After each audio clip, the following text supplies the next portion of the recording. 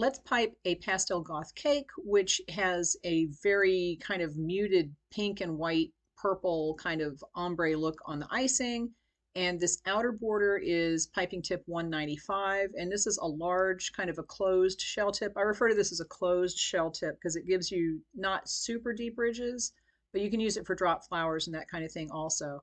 This medium border is a lighter lavender, and it is, as you can see in the bag, it's a combination of the purple from the outside and then white, and they combine to make that lavender color with a little bit of variation. And this is piping tip number 21 to make the medium border. And you can use this one for swirls, you can use it for drop flowers a little bit to a certain extent, but it's mostly just for shells like this. And that gives you the two color border. And then let's come back in with the black. And the black is piping tip 13, which is a really small star tip. And this is open on the tip. It's not like a curved one. It just has straight edges that go open. And it gives you really small either drop flowers or piped edges like this.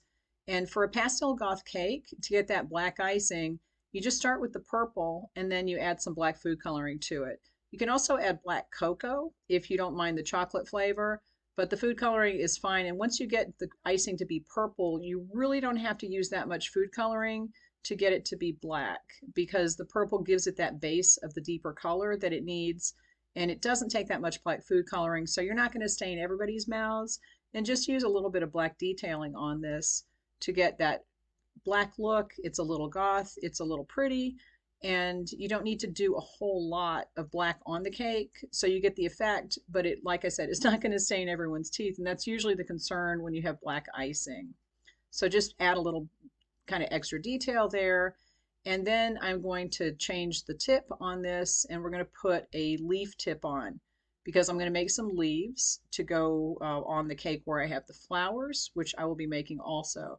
And this is the number 70 leaf tip. It's pretty large, and I'm just going to do kind of a base of leaves. So I'm going to come back and put the flowers on it.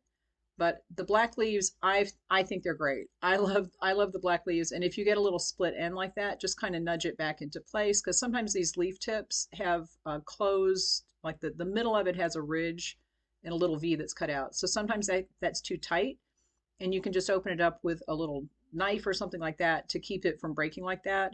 But if they do break, you can just nudge them back together. Now this is piping tip 104, and I'm making the roses on a dowel.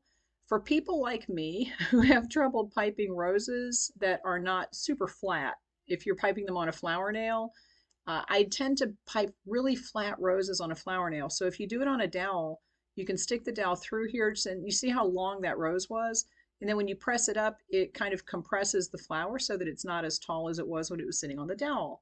So this is a really good way if, like I said, if you are not successful at making piped roses flat, just do them on a dowel like this. You don't have to make them as long as I was making them. I'm doing it kind of to exaggerate the look.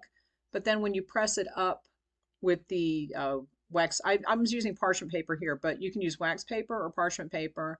It will flatten it out, and then you can just stick them in the freezer to solidify for a while.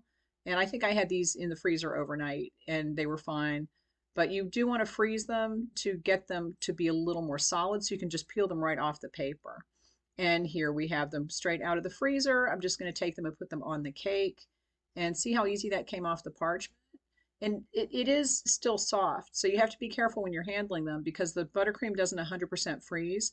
This is a practice buttercream that doesn't have any butter in it. It's all shortening, and it behaves the same as regular buttercream with butter, but if you do have butter in it, it will get hard faster in the freezer, and it'll stay harder than the shortening version.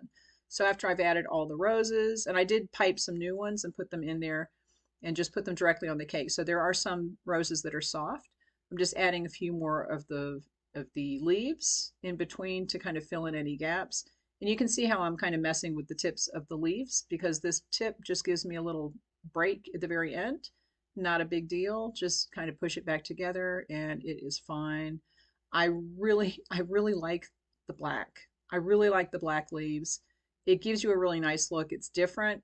And then I went back and piped another border around the base. And of course, it did not let me record that. I hit the wrong button, so I apologize for that. But I did put another border similar to the middle one around the base of the cake, and you can see that here. But you can see how the side of the cake is kind of pink. It's got a variegated look, and it's just a really it's an unusual color combination, but it's pretty, it's romantic, and it's unusual.